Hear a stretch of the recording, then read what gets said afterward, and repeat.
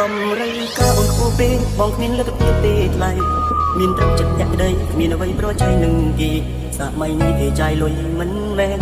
ចាយបេះដូងស្មោះទេគ្មានន័យ